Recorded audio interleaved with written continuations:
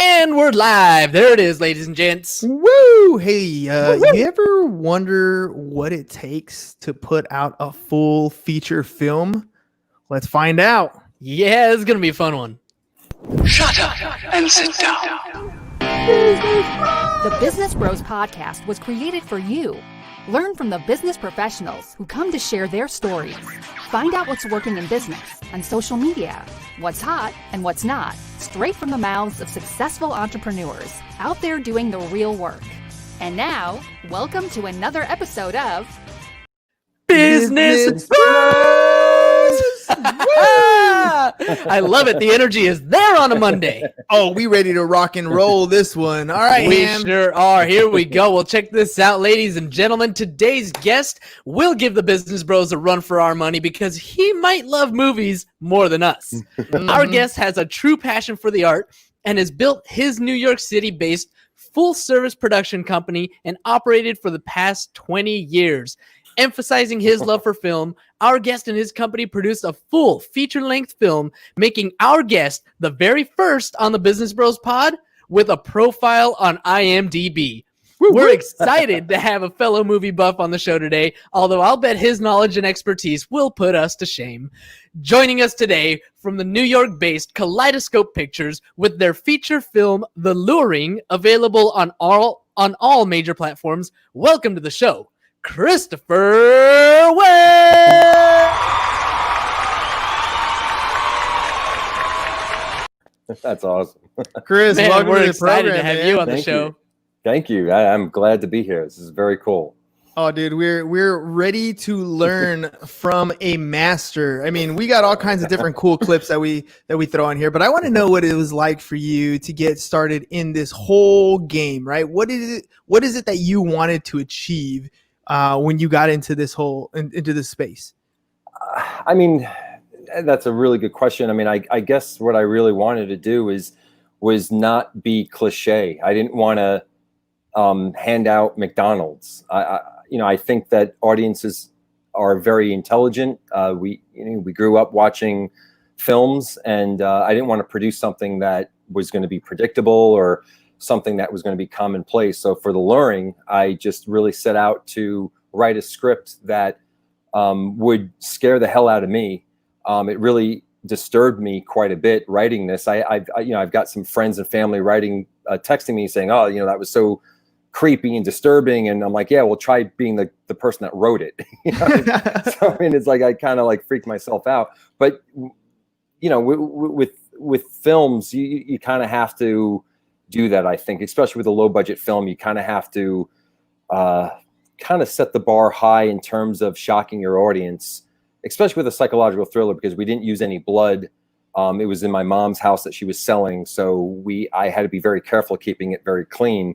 So for me personally, just being a psychological thriller, it just freaks me out. So for this, I just wanted to say something beyond your typical predictable film, and I want to do that with all my work.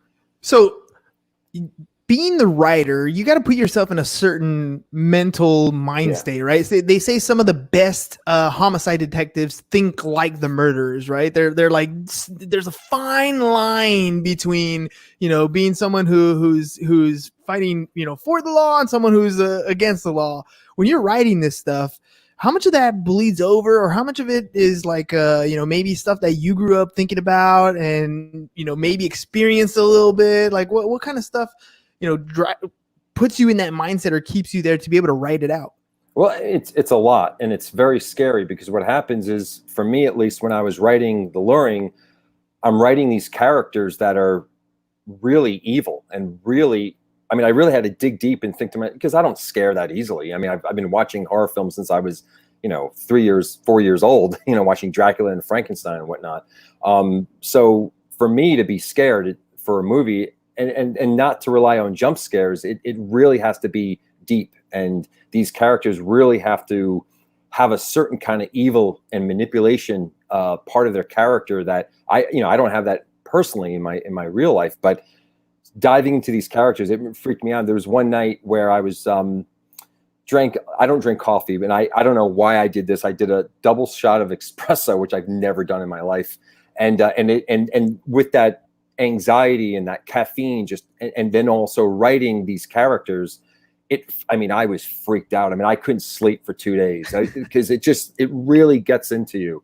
And, and as you're writing the script, you want to make sure that it's going into a place that makes me, the writer, feel uncomfortable. So I don't know how many months it took me to write the script. Let's say it was 3 months. For 3 months, I was very uneasy. And that was, kind of I'm glad I'm not writing it, but directing it was a little bit easier in terms of kind of having it affect me as a person. Well, when there's method actors, right? Heath Ledger's well known for really taking on that Joker role. Kind of, it's rumored to have really affected his life. Yeah. Afterwards, the newest Joker, Joaquin Phoenix, did a tremendous job. Same type of thing. Really involved in that role. And I imagine when you were writing your stuff, you said 3 months of, kind of living in a pretty jacked up mindset to make sure that you were there.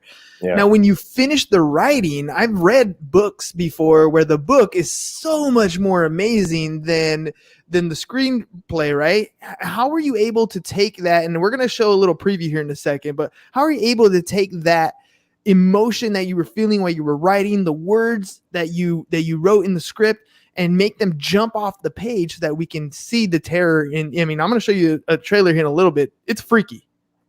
Yeah, it really starts with, so once you write the script, obviously you're reading it out loud so you can really understand the dialogue. Then what you do is you go through the casting phase.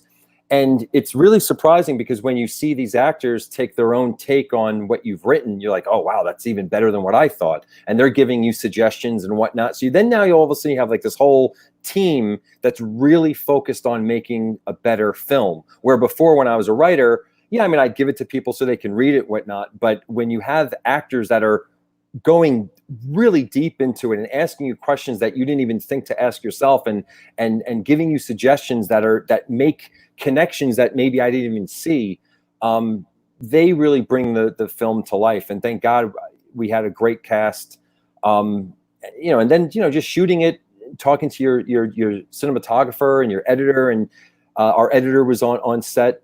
He was also doing DIT, which is just technical kind of stuff. But it was great to have him on set. So we're, really kind of talking about the storyboard, the shot list, what would freak us out.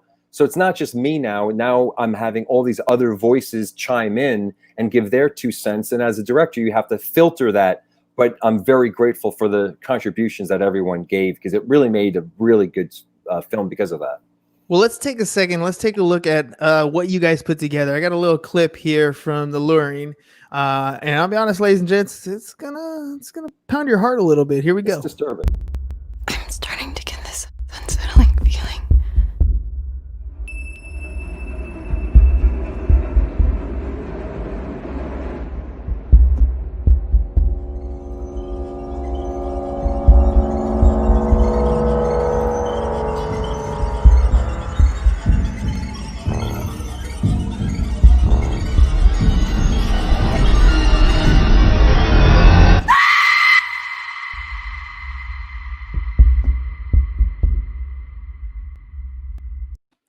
Whew. That's fun. Whew. Well, that's all I gotta say is, man, like I know for a fact that I had myself muted. I'm like, I really want to jump in here again because that looks so freaking creepy. Right? It looks so good. Is. Like you got a little mix of some It with the red balloon. You got a little bit of Pet Sematary going on with the kid playing in the street. I'm over here like there was even a little bit that reminded me of The Shining. I'm like I'm digging it, man. I'm digging it. Yeah, I got the red balloon from a short film called, when I was a kid, I watched this movie called The Red Balloon, 1956. Yep. And that somehow stuck with me. And I don't know why, but for whatever reason, it just affected me. And so my whole entire life, I just had it in the back of my mind. And then when my mom said that she had to sell the house, I asked if I could shoot a film there, not knowing that I was going to be a feature film. But I knew, okay, this is my chance to have this thing that's been in the back of my mind for my whole life. And that's where the red balloon came from.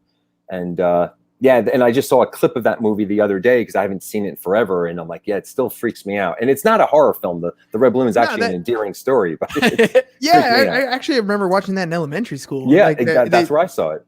Yeah, and I was like, this is a weird thing that thing, you know, follows you everywhere. It's all over the place. You're right. It's not scary at all. Then you see the It one. That one freaks you out. And now with your Red Balloon, holy crap! Down here. Yeah, exactly. All right, I'm going to ask you. We're going to do this segment called "The Struggle Is Real."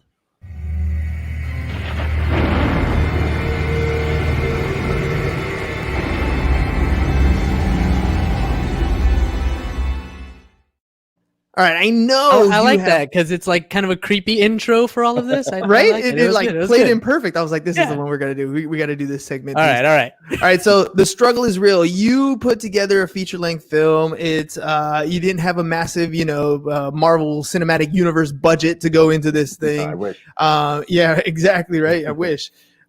What types of major things, like what are some cool stories in the production of making a movie that was just a struggle that you had to overcome on a regular basis?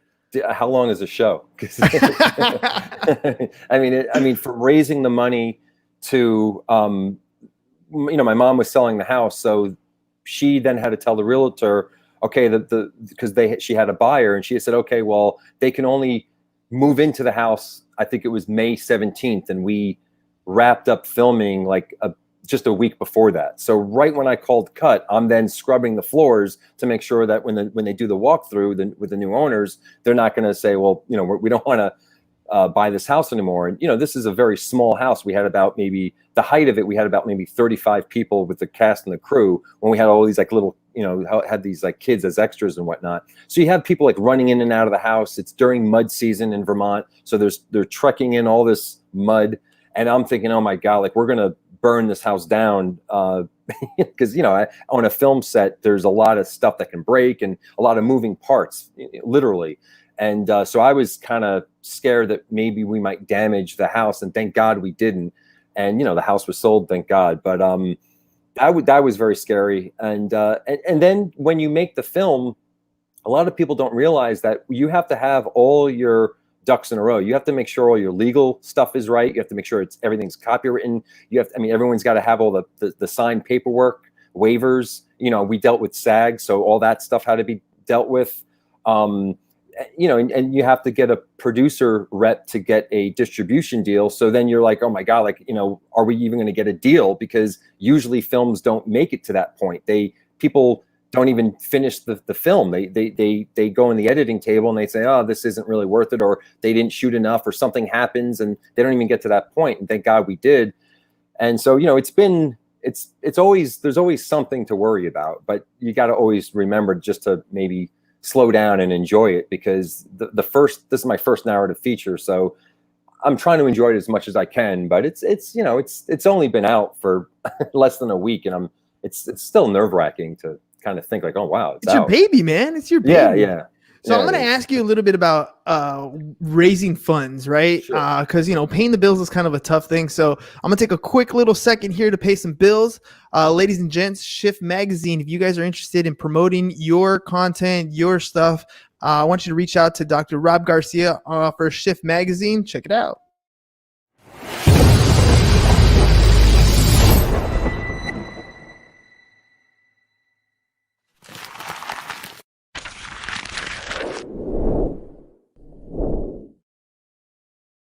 ShiftLifeDesign.com, ladies and gents, be sure to check that out. All right, raising capital for a movie, right? This is not a tangible product, right? This is something that look, I got a script, I got this concept, my skills and talent are here in this movie industry, and this is what I'm doing. Please fund me, right? What was that like? What is it like trying to raise money for a film? I'm not the best at raising money. I'm obviously more the creative end of it. And thank God I play flag football, because I met Brian Berg, who is great at raising money.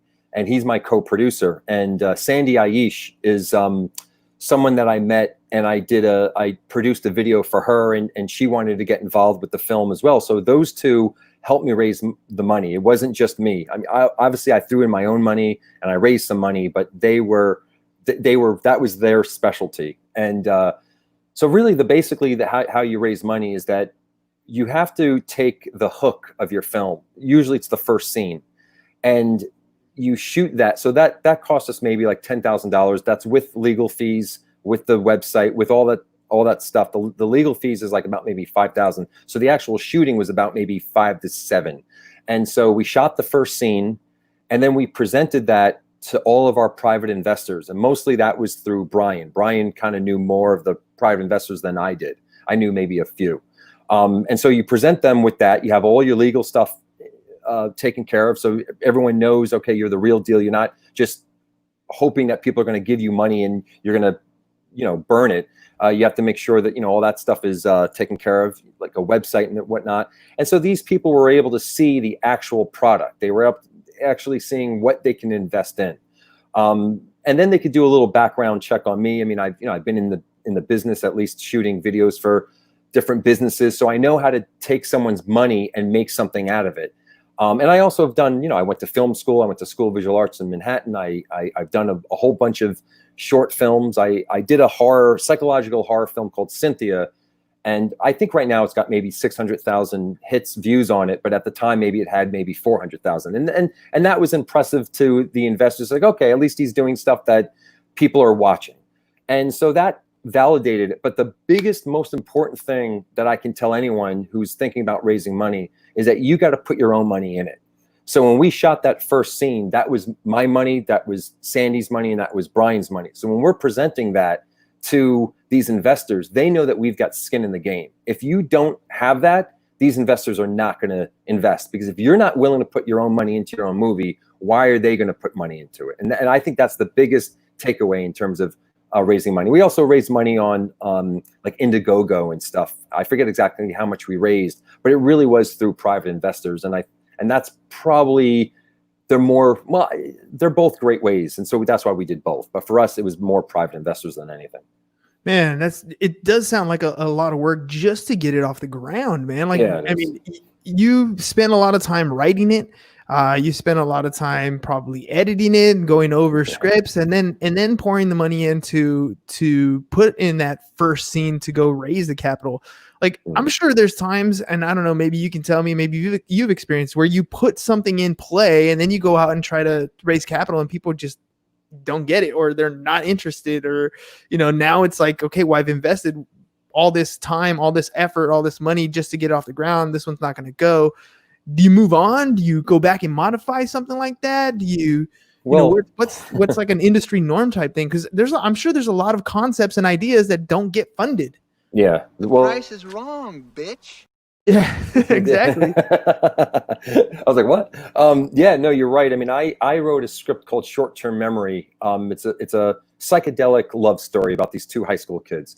And at the time, I had a producer who did a budget for $3 million, and it was ridiculous. And at the time, I don't know why I allowed that to happen, but I was the only one trying to raise now $3 million for this film. I'm a nobody. No one knew who the hell I was. No one still knows who the hell I am. Maybe after the luring, maybe a little whisper of my name might be in people's ears, but still. But at that point, like I was even less than I am now.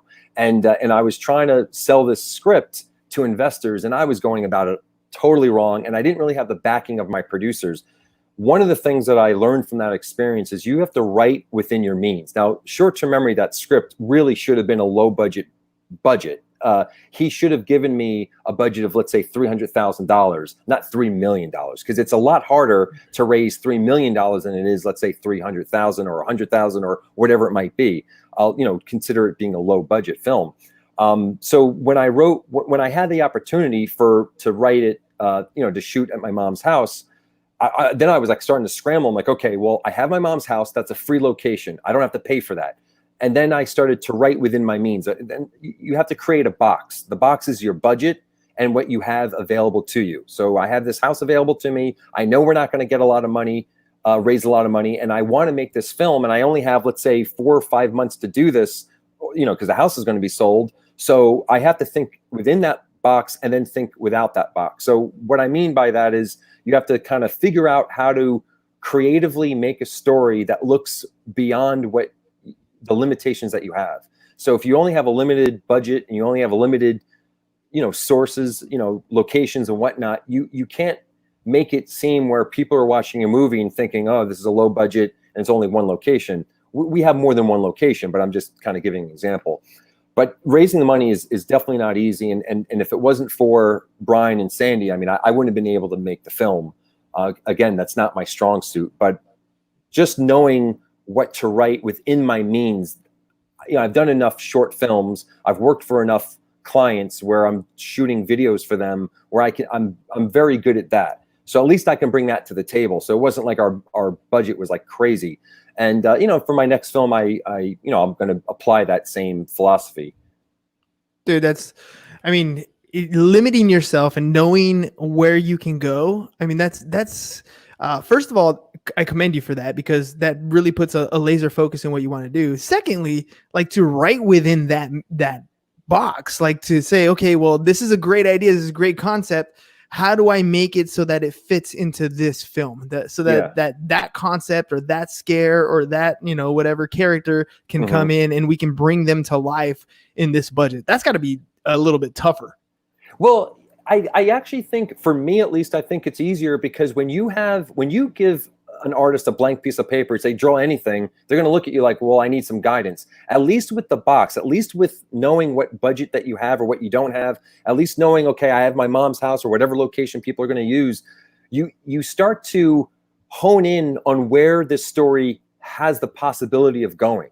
I mean, I knew that I couldn't have explosions or blood or certain things because that would drive up the budget. So having those restrictions actually helped me focus on what I was able to do. Where if someone, gave me all this money and said, hey, Chris, write whatever the hell you want, I would need to know where my walls are in the box, because then once I know what my parameters are, then I can creatively jump out of that box. And I think we did that. I mean, we were able to get a Steadicam operator for a couple days, and we scheduled her to shoot, where now throughout the film there's Steadicam shots, and that makes our budget look. I mean, makes our film look like we spent more money than what we really did.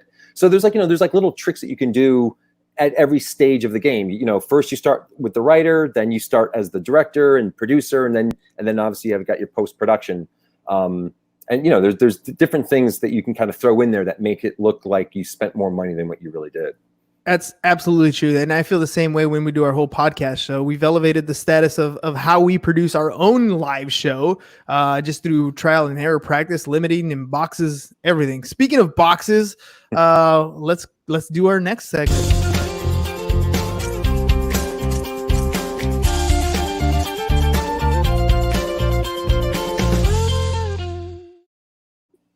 Yeah, it is that time, isn't it? Today's Ham's Insurance Tip of the Day, we're going to talk a little bit about animal liability exclusion. What the heck does that mean? Well, I'll tell you one thing. As a dog lover, this is one of my least favorite of all of the various insurance rules, but it's a super important one for dog owners and exotic animal lovers. Y'all got to know this stuff. Tiger King, exactly. Yep. If you own a pit bull, Rottweiler, Akita, Bull Mastiff, Chow, all right, these are some of the common ones, or any breed that's a wolf hybrid, you're really proud of that dog that's like part wolf. Okay. If you have any of those types of animals, you might have a gap in coverage based on the animal liability exclusion in your homeowner's policy.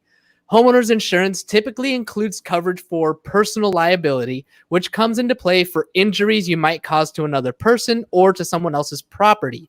But if you own a dog that's considered a vicious breed, your policy may specifically exclude coverage for that animal. This also applies for the exotic animals, your Tiger King. So if you own a ferret, a macaw, monkey, or a tiger, the same exclusion will apply. So be sure to talk to your insurance agent, talk to your insurance experts over at Pipeline Insurance to find out if you have coverage. That is Ham's Insurance Tip of the Day. Follow me on Twitter at InsuranceBroHam.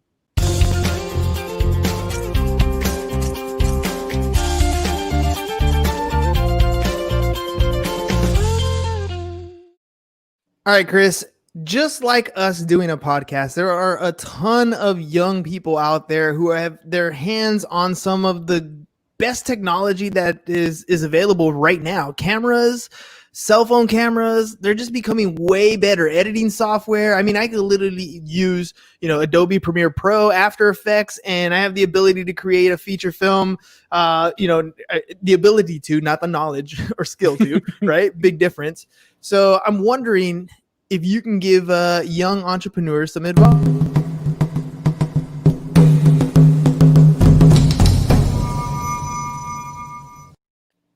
So what can you tell young cinematic youngsters out there trying to get into the movie space, maybe the acting space? What advice can you give them?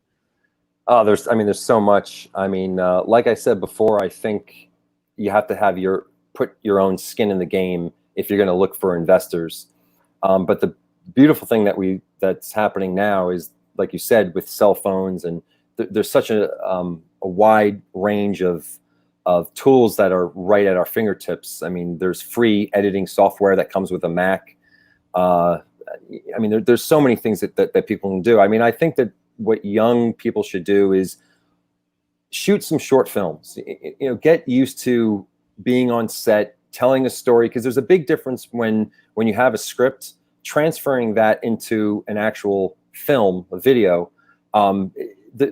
It takes a little bit of getting used to, and you have to. Some things don't translate, and as a director, you always want to have more. You always want to be able to cut out. You don't want to be thinking on the editing table, thinking, "Oh man, we don't have enough footage."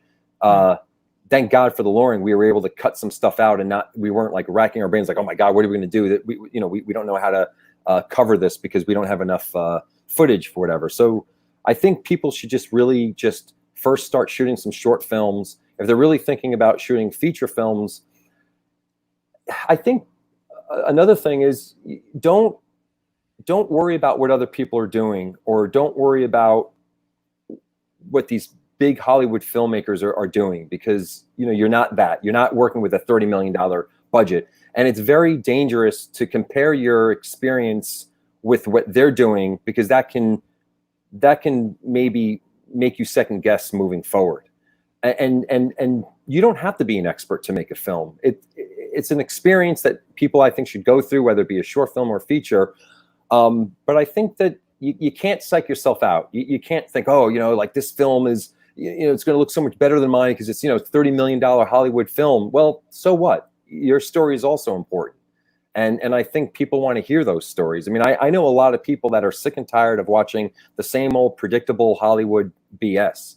And those people really do seek out films that have something to say, that has backstory, that is low budget. I mean, I went to SVA in the 90s, and I grew up watching films like Brothers McMullen and Clerks and Slacker. These are filmmakers that made these films with like practically nothing. And nowadays, independent films are like $10 million. And well, there's still a lot of those low budget independent films, like I just mentioned, that are still out there, and people want to see that. So that means that's good news for filmmakers, because if you have a story to tell, people will watch it. And you have to also, my final thing on giving advice is make sure that you have money for marketing, because a lot of people forget that. So once you do your film and you get a distribution deal, well, even before that, you're trying to get your film into festivals, and to get a distribution deal, you need a producer rep. You don't need one, but it's very helpful, because when you're submitting your film to festivals, it's much more impressive when you have a producer rep, basically a publicist, making the intro, making the connection, than you're doing it. Because a lot of these festivals, they're saying they're looking at every film, but unfortunately, they're really looking at the ones that come through way of producer rep and publicist. Yeah, and only so much time. Really important. Yeah. So that's so true. You said Clerks. Was it Clerks? Was that Clerks. Clerks. Yeah. Yeah, man. Kevin Smith. Come on. Yes, exactly. Come on. That's exactly what I was thinking. That's exactly what I was thinking. Yeah. Oh man. All right, Chris. Adrian. Adrian crushes it behind the camera, and I've seen. We use a lot of his stuff. He's asking, what's your top tip for making good use of time on the set? Oh, well, that's an assistant director question. So basically for us, it was a 22-day shoot. We had every 5 to 6 days off for 2 days, and it rained for 15 consecutive days. So it was a nightmare to schedule that. But thank God we had a great AD, an assistant director, Michael. And you just don't waste your time. Make sure that you've got people that are there that want to be there. How you make people want to be there is that you pay them a fair wage and you feed them really good food. Don't give them pasta or pizza every day, because that's not going to cut it. You need them to have energy. And I think that you also have to just be, you can't think that you're, Mr. Big Shot on set. I mean, me as a director, I mean, I if there was something heavy that needed to be lifted, I was the first one there. And I think that kind of rubbed off on my crew, and they saw that I was willing to do whatever it takes. And so that motivates them to want to be there. So I know that sounds weird, like, oh, is he really answering the question? It really is, because honestly, if your crew doesn't want to be there, they're going to find a way to waste time, and time is money, because especially when you're dealing with SAG, you only have these actors for a certain amount of time, and then otherwise you have to pay them overtime. And so time is money on set. So you have to make sure that you just want to make sure everyone's happy. Awesome. All right. I got one last thing. You are all kinds of movie stuff, all kinds of experience in production compared to what we did. We put on a show with you today. I mean, you've only known us for like 31 minutes, but we're going to ask you for some.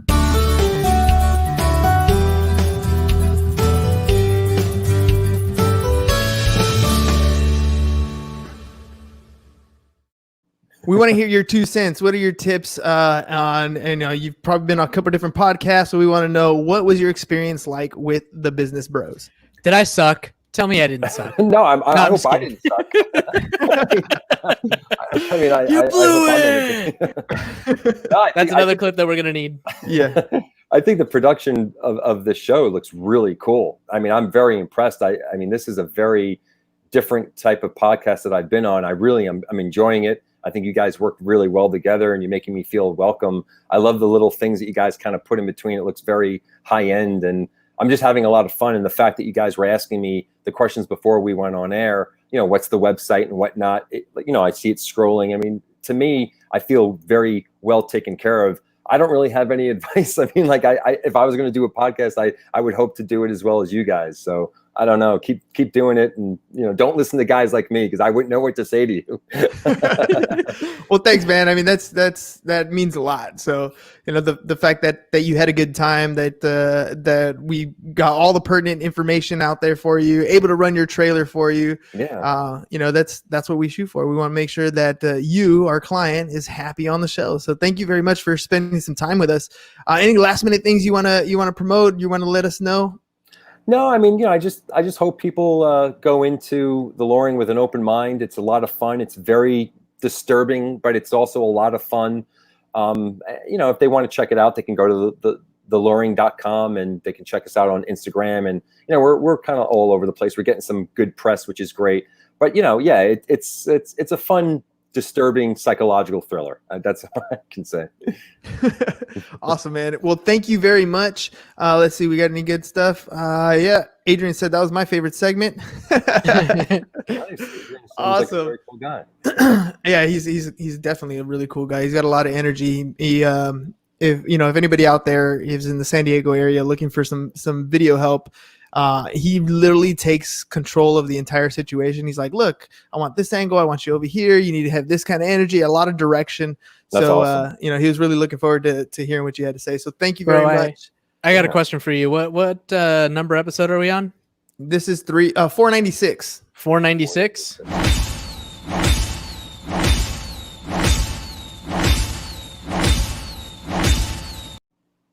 Yep. Countdown. 500 is right around the corner, ladies and gents. That's awesome. Woo, woo. All right, Chris. Well, again, thank you very much for spending some time on the program. We look forward to checking out The Luring. You guys can find it at luring.com and _luring on Instagram. Make sure you guys check it out. And that's all we got for you guys today. Peace. Thank you.